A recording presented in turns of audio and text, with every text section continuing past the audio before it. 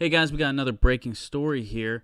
Apparently, the entire U.S. Senate has been invited to the White House for a briefing on the North Korea threat. It's extremely unusual, something that doesn't happen, every day, if not every year. This may be actually the first time that something of this magnitude has taken place. But it's for this Wednesday.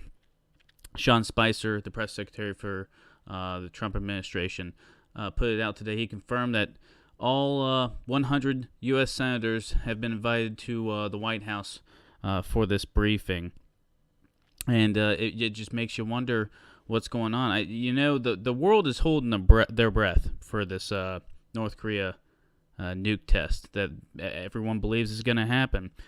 We've got satellite images showing that activity around their nuclear sites has picked up, and just from the breadth of their rhetoric lately, you would think that something big's coming.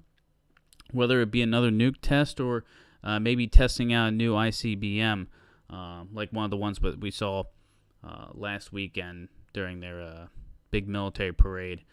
But the whole world's holding their breath to see what comes of this, because it can go any number of ways, and not a lot of the options are good, guys. Because Trump has shown that he's willing to pull the trigger on foreign powers. He has not shied away from that thus far. So this is something that we're going to have to keep our eyes peeled on, guys, because, inviting the whole U.S. Senate for a briefing on what's going on in North Korea, I don't know if I would see the president doing that if he's just laying out new sanctions.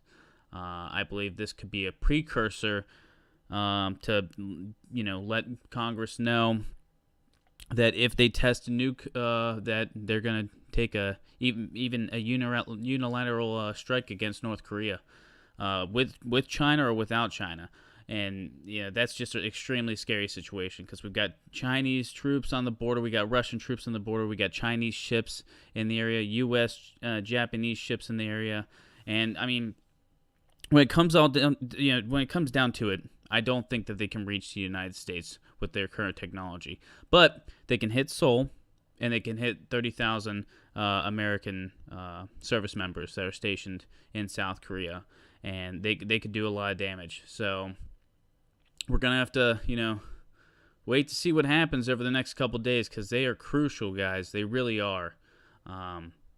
You guys just keep your heads up and keep praying, because this situation could get out of hand, and we're hoping we don't see anything too drastic. Like, God forbid we see something happen to any of the ships in the USS Carl Vinson strike group.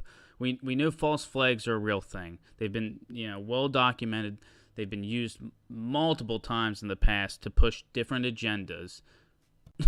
I mean, this week there's a lot going on. Tomorrow, or later on tonight, actually, we've got the national holiday in North Korea, which normally that's when they test missiles, test nukes, things of that nature.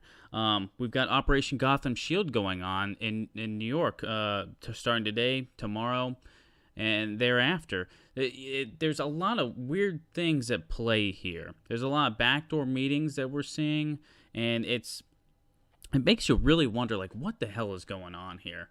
And one of the most pressing matters is, normally when North Korea does all this bullshit where, they throw around this rhetoric, you see the media, like, latch onto it for a couple of days, but they've been latched onto this for a long while. It's been a couple weeks, which is really weird, which makes me think that it's like they're pushing for this war. It's like they're trying to get the American public to think, okay, if a war happens, I'm totally down for it, Kim Jong-un's a piece of shit, which he is. I totally agree. But it really seems like they're pushing for something here.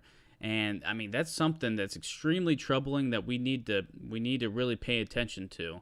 So, guys, let's just try to get through the next week, please. Because I feel like this could get out of hand very fast.